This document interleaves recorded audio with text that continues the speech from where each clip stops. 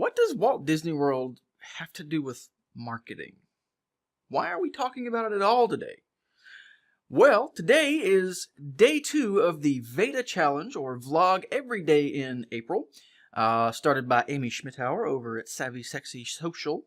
Wonderful resource and wonderful woman to follow if you are interested in vlogging like a boss. And she started this challenge to get people to really commit and just get out and do it and get on camera every single day in the month of April.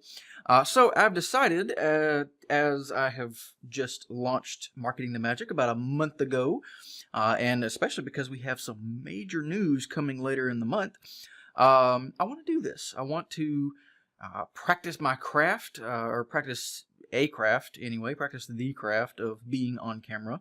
And what better way to do that than just to do it every single day? As part of the VEDA Challenge, Ms. Schmittauer has created a calendar of topics.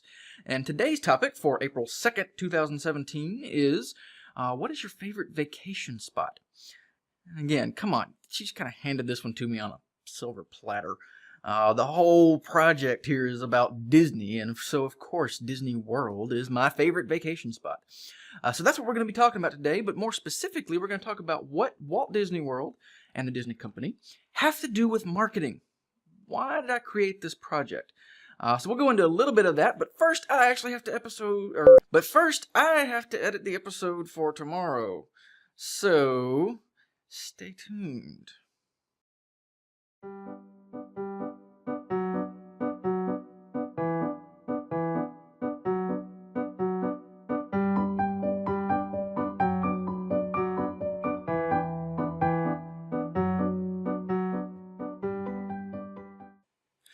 Whew, okay, that's done. Episode's rendering. Now I can get back to VEDA.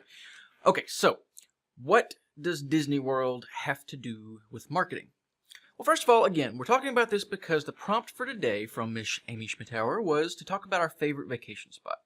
And it should be pretty obvious that I'm fairly obsessed with Disney, and so yes, of course, Disney World is my very favorite vacation spot in the world. Granted, I haven't seen much of the world yet, but Disney World is the place that my family, my wife and I, come back to again and again because it gives us the escape from the world that we need. It is a place where we can just be kids again, even if we're doing adult things like drinking around the world in Epcot or whatever it might be. We enjoy the adult aspects of Disney World as well. There's so much to learn, so much to experience, and the rides are just good fun. So, yes, that is my very, very favorite vacation spot in the world. But let's talk about what it has to do with marketing, since this is Marketing the Magic, after all. Now, Disney World offers some of the best examples of branding and storytelling and marketing in general that we could possibly imagine. And that's really the core of this entire project. The reason I decided to create a brand around lessons inspired by Disney was because of all of the rich information, all of the rich lessons we can draw from the Disney company. But most importantly, it's because the issue that I come across again and again when I talk to business owners about doing their marketing for them, about how they can do their marketing themselves, is that they don't have a context. They don't understand the big picture, the strategy level of marketing. And so what I discovered was that I could use Disney, something that everyone is at least familiar with, even if you don't love the Disney company and you're not obsessed with the history of it and the people that made it happen, and every single Disney movie and every single Disney ride and every single Disney park and theme and piece of merchandise and story around the world.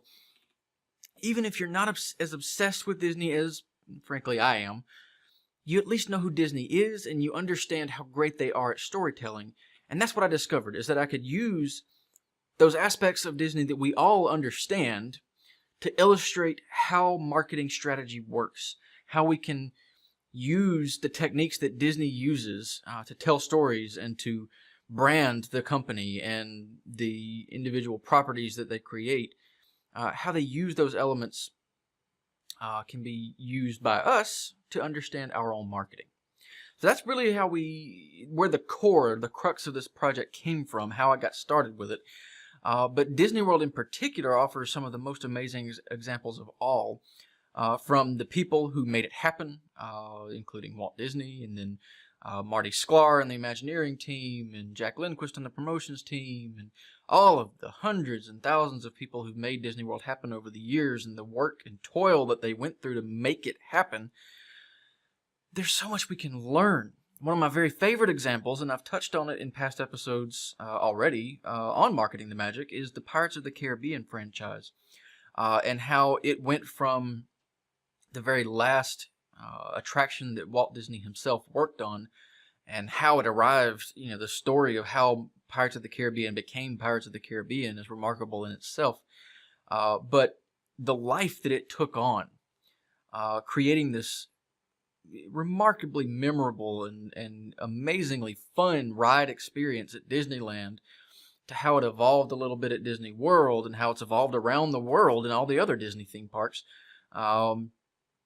And then from there, how it took on this whole life in and of itself and became the Pirates of the Caribbean movie franchise, and then how that movie franchise then reinforced the ride and the attractions, and then how at Shanghai Disneyland, now the Pirates of the Caribbean ride is no longer even what we know and love from Disneyland and Disney World. It's an entirely new experience based exclusively on the movie franchise, and how each element continues to reinforce the others, and the merchandising and the branding that takes place around it, and the marketing and promotions that takes place around it.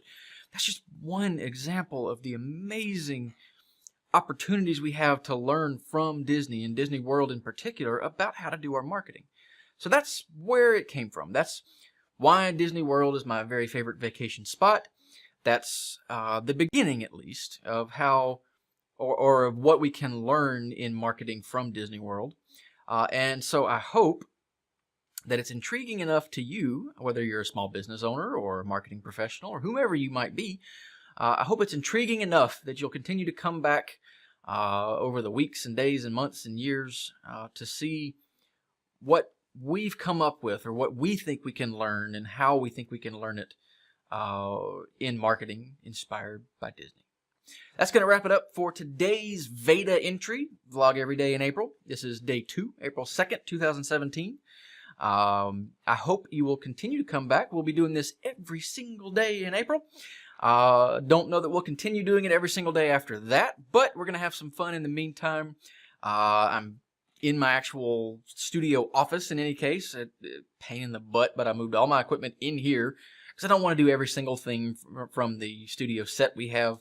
In any case, I hope you've enjoyed today's episode. I hope you'll come back tomorrow. I don't even know what it's going to be about yet. I have to look back at the wonderful content calendar that Amy Schmidhauer has provided for us in the VEDA Challenge. But it'll be a lot of fun, I can promise you that. I hope you'll drop some comments. Let us know what you think.